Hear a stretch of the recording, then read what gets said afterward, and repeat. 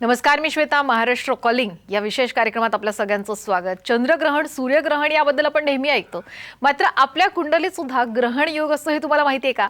आता हा ग्रहण योग नेमका कसा असतो, नावाप्रमाणे खरंच आपल्या आयुष्यातील सुखाला सुद्धा ग्रहण लावतो का, हेच सगळं आज आपण जाणून घेणार आहोत. आणि आपल्याला मार्गदर्शन करण्यासाठी आज आपल्यासोबत स्टुडिओमध्ये आहेत सुप्रसिद्ध राज ज्योतिष तांत्रिक श्री माधव गुरुजी. चला सगळ्यात आधी आपण त्यांचं स्वागत करूयात. नमस्कार गुरुजी, खूप खूप स्वागत आहे. गुरुजींची ओळख मी आपल्याला करून देऊ इच्छिते. श्री माधव गुरुजी यांना शुक्राचार्य एस्ट्रॉलॉजी सेंटर दिल्ली मार्फत त्यांनी ज्योतिषशास्त्राचा विविध शाखांचा तब्बल 16 वर्षांचा अभ्यासक्रम पूर्ण करून राज ज्योतिष तांत्रिक ही पदवी संपादित केली आहे. एक गोष्ट आवर्जून नमूद करायची आहे ती म्हणजे हा प्रदीर्घ अभ्यासक्रम पूर्ण केलेले महाराष्ट्रामध्ये आजच्या घडीला फक्त 7 जण आहेत आणि श्री माधव गुरुजी हे त्यापैकीच आहे. श्री माधव गुरुजी हे रायगड जिल्ह्यातील असून त्यांच्या घराण्याला ज्योतिष विद्याशास्त्रांची 7 पिढ्यांची परंपरा आहे आणि श्री माधव गुरुजी हे 7वे वंशज असून हे कार्य आणि घराण्याची ज्योतिषशास्त्राची परंपरा ते खूप छान पद्धतीने पुढे चालवतात. तसंच श्री माधव गुरुजी हे कायद्याचे पदवीधर सुद्धा आहेत. प्रतिभा ॲस्ट्रॉलॉजी रिसर्च सेंटर हे पनवेल आणि दादर इथं स्थित असून श्री माधव गुरुजी या दोन्ही सेंटरमध्ये आपली सेवा पुरवत असतात. श्री माधव गुरुजींना भेटण्यासाठी आपण पनवेल या सेंटरवर सोमवार ते शुक्रवार या दिवशी तर प्रत्येक शनिवारी आणि रविवारी शिवाजी पार्क दादर इथं आपण गुरुजीला भेटू शकता. तसंच श्री माधव गुरुजी यांचं मार्गदर्शन आता पुण्यात सुद्धा तुम्हाला मिळणार आहे. नोव्हेंबर महिन्याच्या 28, 29 आणि 30 या 3 दिवशी श्री माधव गुरुजी हे पुण्यामध्ये कन्सल्टेशनसाठी येणार आहेत. तरी ज्यांना कोणाला श्री माधव गुरुजींना भेटायचे त्यांनी खाली जो नंबर दिला त्यावर नक्कीच कॉल करून आपली अपॉइंटमेंट बुक करू शकता. याशिवाय गिरनार यात्रा, दत्तपीठ, नर्मदा परिक्रमा, चारधाम यात्रा अशा धार्मिक यात्रा श्री माधव गुरुजी हे नियोजित करत असतात. तर आपण सुद्धा याचा लाभ घेऊ शकता. स्वतः श्री माधव गुरुजी यांच्यासोबत आध्यात्मिक साधनेसहित तुम्ही धार्मिक यात्रेचा लाभ घेऊ शकता. त्यासाठी सुद्धा खाली जो क्रमांक दिलाय त्यावर नक्कीच संपर्क साधा. गुरुजींचं आणखीन एक वैशिष्ट्य आहे ते म्हणजे गुरुजींचं राधेय फाउंडेशन नावाची बहुउद्देशीय ट्रस्ट आहे. तसंच गुरुजींचं शिक्षण क्षेत्रातही योगदान आहे. बाबा इंटरनॅशनल नावाची CBSE स्कूल ही कर्जत इथे आणि ते त्याचे प्रेसिडेंट सुद्धा आहेत. चला तर मग चर्चेला सुरुवात करूयात. ग्रहण योग गुरुजी हा आपला आजचा विषय आहे आणि ज्याप्रमाणे ग्रहण योग नावातच ग्रहण आहे त्यामुळे अनेकांना ऐकून थोडं टेन्शन सुद्धा आलं असेल. तर मुळात हे ग्रहण योग म्हणजे काय आहे आणि याची मुख्य पीठिका काय हे आम्हाला जाणून घ्यायचंय. मॅडम, आपण आपल्या अनेक एपिसोडमध्ये सांगतो की याचे जे भविष्यशास्त्रामधले जे योग आहेत ते योगांची संख्या टोटल 842 आहे आणि 842 मध्ये जे योग होतात की ज्यामध्ये अशुभ योग आहेत त्या अशुभ योगांमधला हा एक योग आहे आणि हा बाकीच्या योगांपेक्षा थोडा जास्त अशुभ आहे असं म्हणावं लागेल. म्हणजे कारण या योगामध्ये तुम्ही बघाल तर ह्या योगामध्ये माणसाचं अस्तित्वच पूर्णपणे निघून जातं. म्हणजे की जसं ग्रहण आता तुम्ही म्हणले की सूर्यग्रहण, चंद्रग्रहण लागतं तसं प्रत्येक माणसाला सुद्धा ग्रहण लागू शकतं. त्याच्या ह्याच्यामध्ये ग्रहण योग असतो म्हणजे पत्रिकेमध्ये आणि त्या ग्रहण योगामुळे सगळं होत्याचं नव्हतं होणं म्हणजे काय प्रकार असतो ना तो ह्या योगामध्ये होतो. म्हणजे प्रामुख्याने ह्या योगाच्या बाबतीत सांगायचं झालं तर योगाच्या 4 अवस्था आहेत. म्हणजे जसं ग्रहणाची अवस्था असते की पहिले ग्रहणाचे वेध लागतात, त्याच्यानंतर प्रॉपरली ग्रहणाला ज्यावेळेला स्पर्श ग्रहण होतं म्हणजे की सुरुवात होते ग्रहणाला, मग त्याचा मध्य कालावधी म्हणजे पूर्व मध्य कालावधी त्याला म्हणतात की त्यामध्ये पूर्णपणे ग्रहण असतं आणि मग शेवटला ग्रहण सुटतं त्याला मोक्ष म्हणतात. तर त्याप्रमाणे ह्या योगाच्या सुद्धा 4 अवस्था आहेत. म्हणजे ज्या 4 अवस्थेमध्ये सुरुवातीला पहिली अवस्था जी असते ती वेदानी चालू होते की 7.5 महिन्याचा कालावधी पूर्णपणे या योगामध्ये जो असतो तो योगामध्ये 7 महिन्यामध्ये तुम्हाला पूर्णपणे वेध लागतात. म्हणजे की प्रत्येक गोष्टीची तुम्हाला जाणीव व्हायला सुरुवात होते. अशी संकटं तुमच्या बाबतीमध्ये घडतात म्हणजे जी छोट्या छोट्या स्वरूपामध्ये असतात पण त्याच्यामुळे म्हणजे की अगदी असं की एक पातं झुकलं असतं तर कदाचित तुम्हाला मृत्यूला सामोरं जावं लागलं असतं किंवा काहीतरी भयानक गोष्ट घडली असते. त्यावेळेला या सगळ्या इंटिमेशन असतात, हे सगळे वेध असतात की त्याच वेळेला माणसांनी सावध व्हायला पाहिजे आणि याच्यावरती उपाय जाणून घ्यायला पाहिजेत किंवा आपल्या बाबतीत काहीतरी वेगळं घडतंय ते बघायला पाहिजे. म्हणजे आणि त्यावेळेला जर त्यांनी काळजी घेतली तर निश्चितपणे या योगावरती समाधानसुद्धा असतात. किंबहुना असं घेतलं नाही गेलं तर मग त्याच्यामध्ये रेग्युलर म्हणजे की त्याचा स्पर्श, मग त्याचा मध्य कालावधी आणि मग मोक्ष या तिन्ही गोष्टींमधनं माणसाला पुढे जावं लागतं. आणि त्याच्यामध्ये प्रामुख्याने जात असताना हा योग का भयानक आहे तर ज्या वेळेला मोक्ष लागून हा योग संपतो तो वेळेला माणूस पूर्णपणे खंगून निघून गेलेला असतो. म्हणजे त्याच्यानंतर एक तर तो अस्तित्वामध्ये नसतो, शरीर रूपाने त्याचं अस्तित्व मिटून जातं. याच्या व्यतिरिक्त तो अस्तित्वात असेल तर तो माणूस म्हणून काही कामाचा राहत नाही. म्हणजे एक तर तो परागंदा होतो, वेडा होतो किंवा अशा गोष्टी त्याच्या आयुष्यामध्ये होतात म्हणजे की तो घरातून बाहेरच पुढे पडत नाही. म्हणजे तर त्याप्रमाणे हा एक भयानक स्वरूपाचा योग आहे. आता याची जर मुख्य पीठिका सांगायची झाली म्हणजे किंवा मुख्य पीठिका या योगाच्या बाबतीमध्ये काय तर या योगाच्या बाबतीमध्ये मुख्य पेटिका असं आहे की हा होत्याचं नव्हतं करणारा पूर्णपणे योग आहे आणि आयुष्यामध्ये माणूस एक चांगल्या अवस्थेमध्ये जगत असतो, एक त्यांनी गोष्ट प्राप्त करून घेतलेली असते आणि समाजामध्ये मग कुठल्याही स्तरात माणूस असो, म्हणजे की तो खूप श्रीमंत असो किंवा खूप गरीब असो, पण प्रत्येक माणसाला आपली इब्रत खूप महत्त्वाची असते, म्हणजे त्याची इज्जत त्याला खूप महत्त्वाची असते किंवा समाजामध्ये त्याची प्रतिष्ठा, त्याचं स्थान, त्याच्यावरती माणसाला कुठलाही आरोप आलेला सुद्धा आवडत नाही. म्हणजे तर हा नेमका त्याच गोष्टीवरती घाला घालणारा योग आहे म्हणजे. आणि ज्या वेळेला प्रसिद्धीचे योग येतात त्यावेळेला प्रत्येक माणसाने हे प्रसिद्धी होणाऱ्या प्रत्येक माणसाने हे लक्षात घेतलं पाहिजे की या प्रसिद्धीला ग्रहण पण लागू शकतं. जसं सूर्याला ग्रहण लागू शकतं, चंद्राला ग्रहण लागू शकतं, तसं तुमच्या प्रसिद्धीला आणि तुम्हाला स्वतःला सुद्धा ग्रहण लागू शकतं आणि मग त्याच्या पाठोपाठच हा योग पूर्णपणे असतो आणि त्याच्यामध्ये माणसाच्या आयुष्यामध्ये ग्रहण लागतं. आता साधं सोपं उदाहरण द्यायचं झालं ना तर एक उदाहरण असा देता येईल की म्हणजे सोसायटीची मीटिंग होती. त्या मीटिंगमध्ये एक म्हणजे की कमिशनर लेवलला म्हणजे असिस्टंट कमिशनर लेवलला ते रिटायर झाले आणि असिस्टंट कमिशनर लेवलला ते रिटायर झाले. ते सोसायटीमध्ये त्या गेली 10 वर्ष राहत आहेत. त्यांना घ्यायला यायला सरकारी गाडी वगैरे सगळा रुबाब लोकांनी बघितलेला आहे आणि तो माणूस निव्वळ सज्जन, म्हणजे की खरोखर सुपारीच्या खांडाचं त्या माणसाला व्यसन नाही, म्हणजे असं त्यांचं पूर्णपणे आहे. आणि त्यांना ड्रायव्हिंगचा खूप शौक, म्हणजे की ते ड्राईव्ह स्वतः करायचे. मॅक्झिमम टाईम ते ड्रायव्हिंगला त्यांनी बघितलेलं आहे सगळ्यांना. आणि मग त्या सोसायटीमधली एक मुलगी म्हणण्यापेक्षा ती अविवाहित होती आणि साधारण 35 वगैरे तिचं एज असेल. म्हणजे ती म्हणली की सोसायटीच्या मीटिंगमध्ये, काका तुम्ही खूप छान ड्राईव्ह करता, मला ड्राईव्ह करायला शिकवाल का? ते म्हणले हो शिकवेन म्हणून. आणि मग त्याच्यानंतर त्यांच्याच गाडीमध्ये ते ड्रायव्हिंग शिकत होते आणि जवळजवळ 15 दिवस ते शिकत होते. 15 दिवसाचं ड्रायव्हिंग सगळं शिकवलं, कंप्लीट झालं. तिला म्हणले तू आता लायसन काढ, तुला लायसन काढायला काय प्रॉब्लेम आला तर मला सांग. असं सगळं चाललेलं असताना तिने अचानकपणे त्यांच्यावरती कंप्लेंट केली की नाही यांनी विनयभंग केला म्हणून माझा. आणि त्याच्यानंतर मग त्या माणसाला जे ग्रहण लागलं की त्याच्यामुळे त्यांची अख्खी फॅमिली उद्ध्वस्त झाली. म्हणजे की हा जो प्रकार आहे तो त्यांनी सोसायटीमध्ये सांगितला, तिच्या मुलींना सांगितलं की अशा प्रकारे त्यांनी हे केलं वगैरे, जे मला अजिबात आवडलं नाही. तर हे सगळं ऐकल्यानंतर त्या मुली त्यांच्याशी बोलायच्या बंद झाल्या. त्याच्यानंतर त्यांच्यावरती पोलीस कंप्लेंट वगैरे झाली, तर त्याप्रमाणे पोलिसांनी बोलवलं. परंतु त्यांच्या अख्ख्या करिअरमध्ये जेवढं पोलीस स्टेशनला म्हणजे त्यांचं करिअर माहिती होतं किंवा बाकी कॅरेक्टर त्यांचं सोसायटीमध्ये माहिती होतं, त्याच्यामध्ये कुठलीही अशी घटना घडलेली नसल्यामुळे त्यांना समज देऊन नॉर्मली सोडलं. म्हणजे की तो विषय पुढे काही वाढला गेला नाही, पण त्याच्यामुळे त्या माणसाची फॅमिली उद्ध्वस्त झाली. त्यांचं संपूर्ण कुटुंब त्यांना सोडून गेलं आणि त्यांना एकटं राहायची वेळ आली. आणि त्या एकटेपणामध्ये म्हणजे की ते इतके काही गांजून गेले त्या विषयामध्ये की जवळजवळ 1-1.25 वर्ष ते घराच्या बाहेर पडले नाही. मग व्यसनं ॲटोमॅटिक त्यांना लागायला लागली. मग ते व्यसनामध्ये राहायला लागले आणि मग त्यांच्या आयुष्यामध्ये म्हणजे त्यांचा एक मित्र जो आहे तो मित्र त्यांना रेग्युलर भेटायला जायचा, तो त्यांना वेळोवेळी सांगायचा. मग एक दिवस त्यांनी फोर्सफुली त्यांना म्हणजे की ॲस्ट्रॉलॉजीमध्ये आणलं आणि मग आपल्यासमोर बसवलं आणि मग त्याचं जाणून घेतल्यानंतर त्यांना या सगळ्या गोष्टी सांगितल्या की तुमच्या लाईफमध्ये हे असे ग्रहणयोग आहे म्हणून तुमच्या आयुष्यामध्ये असं घडलं. आणि मग त्याच्यावरचा उपाय त्यांनी करून घेतला. त्याच्यानंतर मग हळूहळू जसं म्हणजे की त्या योगातून ते बाहेर पडले, राहायला दुसऱ्या ठिकाणी शिफ्ट झाले. कालांतराने मुली वगैरे त्यांच्याकडे आल्या आणि ते कुटुंबामध्ये रेग्युलराईज झाले. पण विशेष सांगायचं झालं तर हा योग सुरू होण्याच्या अगोदर 7 महिन्या अगोदर इंटिमेशन मिळते, जे त्यांनी कबूल केलं की याच्यामध्ये इंटिमेशन मला मिळालेल्या होत्या, पण त्या इंटिमेशनवरती मी इम्प्लिमेंट नाही करू शकलो. सेकंड थिंग म्हणजे हा कालावधी 3.5 वर्ष ते 15 वर्ष असू शकतो. म्हणजे 3.5 वर्ष याची मिनिमम मर्यादा की हा चालू झाला तुम्हाला ग्रहण योग की तुमच्या पत्रिकेमध्ये 3.5 वर्ष तो असणारच. 3.5 वर्षापासून तो 15 वर्ष पूर्णपणे असतो आणि 15 वर्षामध्ये पूर्णपणे तुम्हाला तो संपून टाकतो. म्हणजे विशेष करून या योगाची पॉवर जर सांगायची झाली तर श्रीकृष्णाच्या परमात्माच्या पत्रिकेमध्ये सर्वात जास्त योग होते. म्हणजे ॲस्ट्रोमॉलॉजीमधल्या 842 पैकी 700 योग श्रीकृष्ण परमात्म्याच्या पत्रिकेमध्ये होते. 700 योग, ज्या 700 योगामध्ये ग्रहण योग पण होता. म्हणजे तर भगवान श्रीकृष्ण परमात्म्यावरती सुद्धा सुमंतक मणी चोरल्याचा आरोप आलेला होता की सुमंतक मणी त्यांनी चोरला आहे आणि त्याच्याबद्दलचे संपूर्ण आरोप त्याच्यावरती आले. जो आरोप आणि आपल्यावरचा कलंक धुण्याकरता भगवान श्रीकृष्णांनी पूर्णपणे जांबुवंताशी युद्ध केलं आणि जांबुवंताकडून तो परत प्राप्त करून घेतला आणि त्याच्यामध्ये जांबुवंती त्यांच्या आयुष्यामध्ये आली. म्हणजे आणि ते युद्ध इतकं घनघोर चाललेलं होतं की त्या याच्यामध्ये जवळजवळ 21 दिवस प्रभू त्या युद्धामध्येच होते. म्हणजे कृष्णाला 21 दिवस फाईट करावं लागलं त्या कालावधीमध्ये, द्वापार युगामध्ये. आणि मग त्याच्यानंतर ज्या वेळेला ते बाहेर आले तर तिथे घरचे एवढे काळजीमध्ये पडले आणि नारद मुनींना एवढी काळजी वाटली की भगवान या गोष्टीतून कसे बाहेर निघतील. तर त्यांनी त्याच्याकरता वेगळा उपाययोजना त्यांना करायला लावली, जी त्यांच्या घरच्यांनी म्हणजे देवकी, वसुदेव, नंद, यशोदा यांनी सगळ्यांनी ती मिळून केली. आणि मग ते पुण्य देवाच्या पदरामध्ये पडलं आणि मग तो सगळा भाग पूर्ण करून सुमंतक मणी घेऊन देव परत आले आणि तो सुमंतक मणी ज्याचा तो त्याला परत देऊन टाकला आणि तो योग त्यांच्यातून मिटला. मग त्या गोष्टीचा पूर्णपणे अभ्यास केला तर हा योग त्यांच्या पत्रिकेमध्ये होता की त्याच्यामुळे पूर्णपणे हा त्यांना कालावधी भोगायला लागला.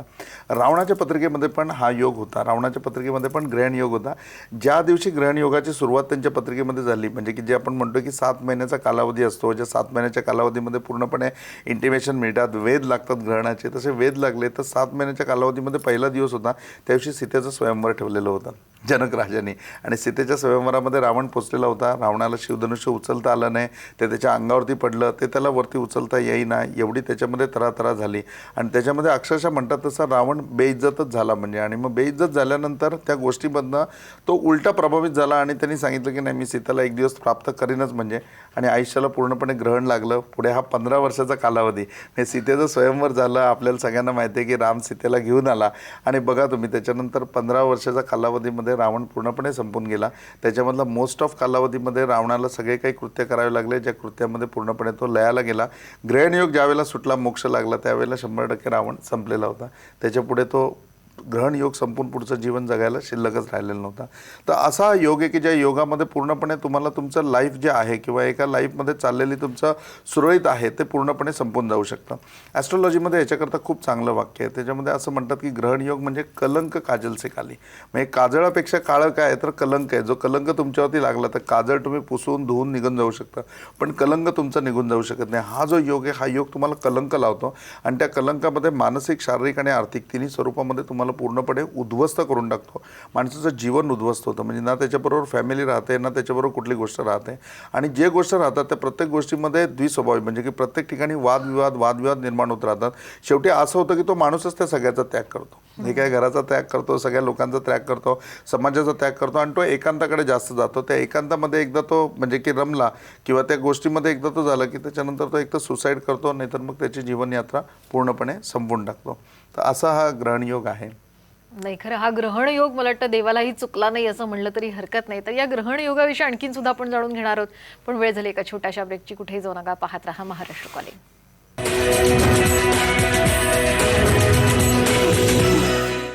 ब्रेकनंतर पुन्हा एकदा आपल्या सगळ्यांचं स्वागत. ग्रहण योग या विषयात आपण जाणून घेतोय. आपल्याला मार्गदर्शन करतायत सुप्रसिद्ध राज्य ज्योतिष तांत्रिक श्री माधव गुरुजी.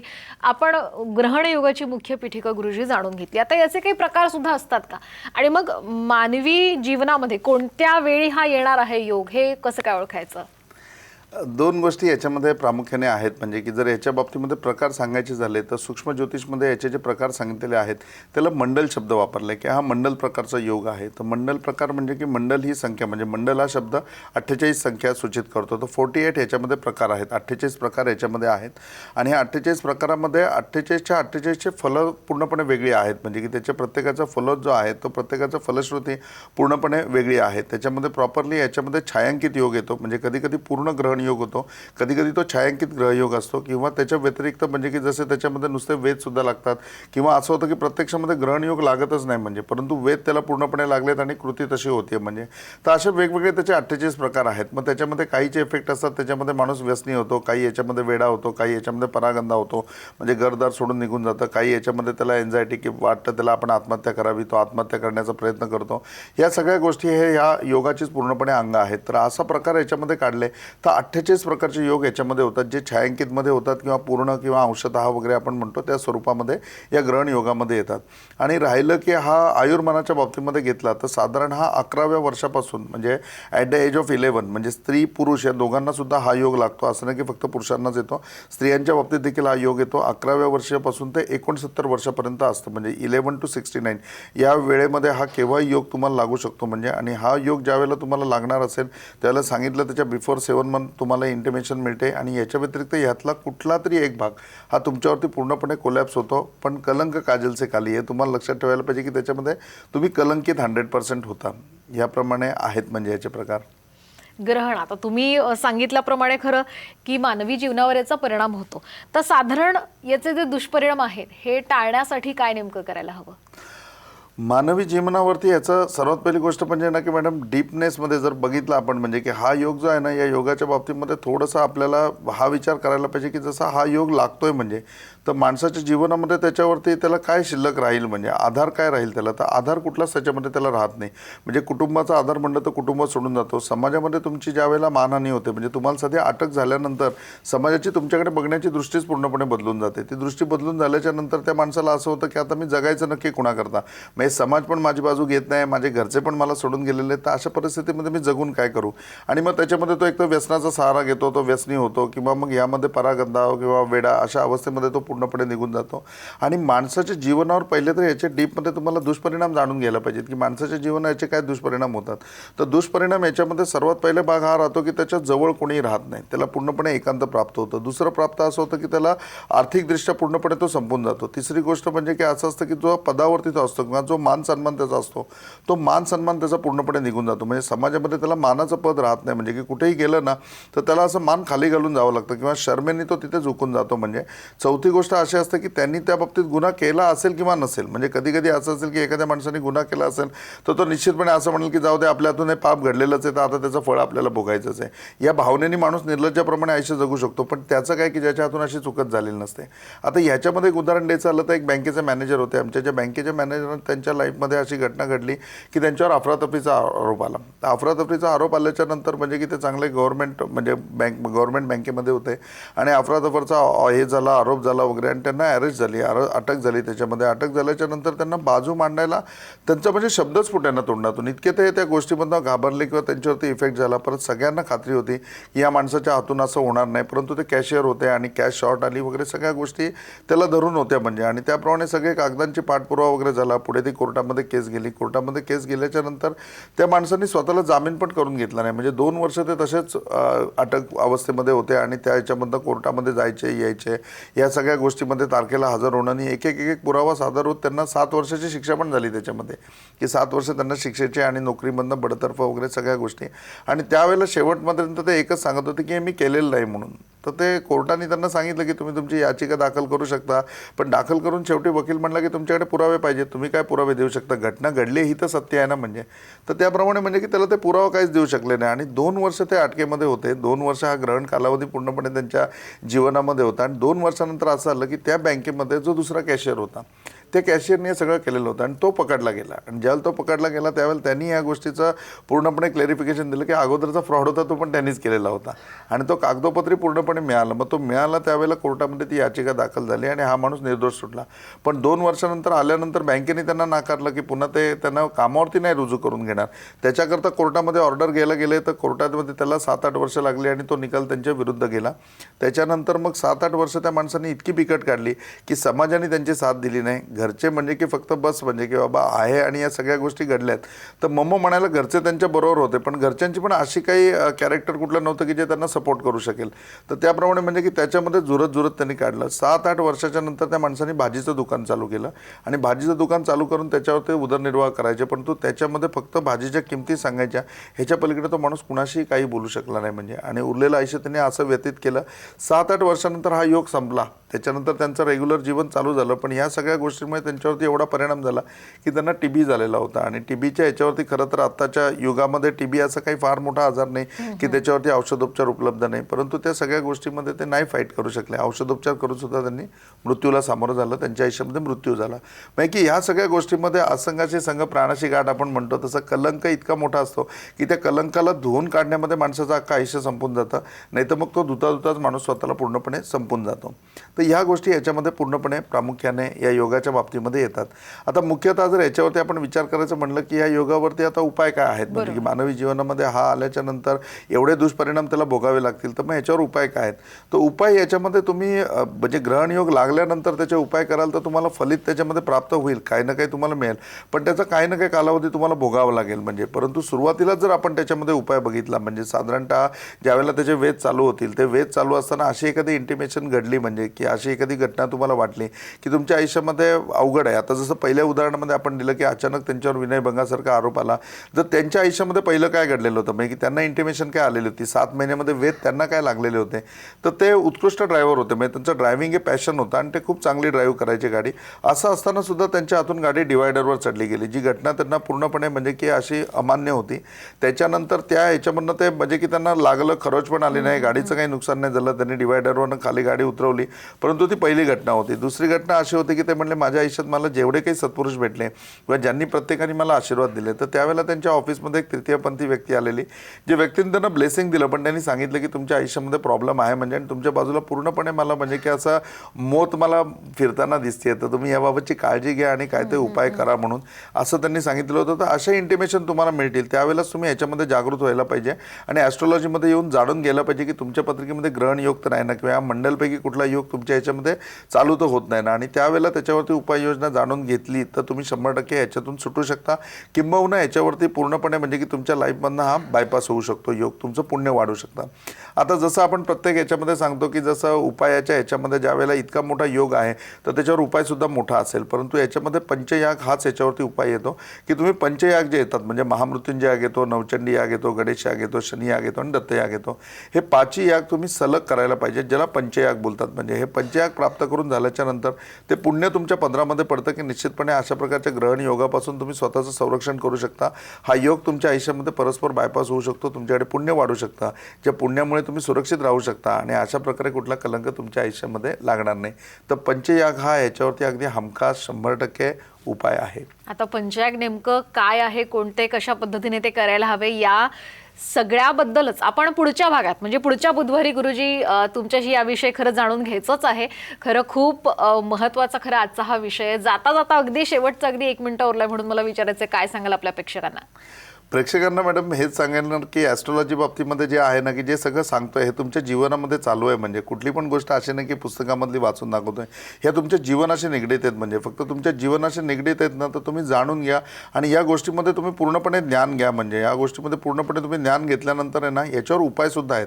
हे नुसतं असं नाही आहे की ॲस्ट्रॉलॉजी काही बकवास किंवा हे नाही आहे, म्हणजे प्रॉपरली सायन्स आहे की ज्या सायन्सचा तुम्ही जर अनुरोध तुमच्या लाईफमध्ये करून घेतला तर तुम्ही 100% सिक्युअर्ड राहाल, तुमचे ड्रीम्स साकार होतील. आणि सेकंड थिंगमध्ये ज्या गोष्टी करता, ज्या उद्देशाकरता तुमचा जन्म झाला आहे तो उद्देश तुम्हाला पूर्णपणे सफल करता येईल. दुसरं, ह्या चॅनल म्हणजे की आता या माध्यमातून लोकांना सांगायचं झालं तर प्रतिभा ॲस्ट्रॉलॉजी रिसर्च सेंटर नावाने आपला यूट्यूब चॅनल आहे, ज्या चॅनलवरती डेली सत्संग असतो. म्हणजे की ज्याच्यामध्ये ॲस्ट्रॉलॉजीच्या व्यतिरिक्त पण तुम्हाला असं नॉलेज देण्याचा मी प्रयत्न करतो की जेणेकरून तुमच्या आयुष्यामधले खूप सारे प्रश्न सुटतील, खूप सारे नवीन इन्फॉर्मेशन तुम्हाला मिळतील आणि ज्याच्याने तुमचं लाईफ अतिशय सुखकर्ता होईलच. आणि प्रत्येक गोष्टीमध्ये तुमच्या लाईफमध्ये बघण्याचा एक वेगळा नजरिया तुम्हाला त्याच्यामुळे प्राप्त होईल. आणि प्रतिभा ॲस्ट्रॉलॉजी रिसर्च सेंटर चॅनलवर या आठवड्यापासून म्हणजे की साधारण या जमलं तर या वीकपासूनच लाईव्ह आपण येणार आहे. तर त्याचं जास्तीत जास्त लोकांनी प्रत्येकाने सबस्क्राईब करा की सबस्क्राईब केल्यानंतर तुमच्यापर्यंत इंटिमेशन पोहोचेल आणि ज्यावेळेला आपण लाईव्ह असतो त्यावेळेला तुम्ही थेट मला प्रश्न विचारू शकाल आणि तुमच्या प्रश्नांची उत्तरं पण मी देऊ शकेन. नक्कीच आपले प्रेक्षक या संधीचा लाभ घेतीलच. याशिवाय पुण्याची तारीख पुन्हा एकदा लिहून घ्या. 28, 29, 30 नोव्हेंबर या 3 दिवशी गुरुजी पुण्यामध्ये असणार आहेत. खरंच इतकं छान मार्गदर्शन केलं, इथे आलात मनापासून धन्यवाद. साईराम, आप सबकी भली करे. गुरु गोरक्षनाथ आप सबकी भली करे. आप सबका जीवन मंगलमय हो. साईराम. यानंतर महाराष्ट्र कॉलिंगमध्ये वेळ झाली, इथेच थांबण्याची. आपण कुठेही जाऊ नका, पाहत रहा साम टीव्ही.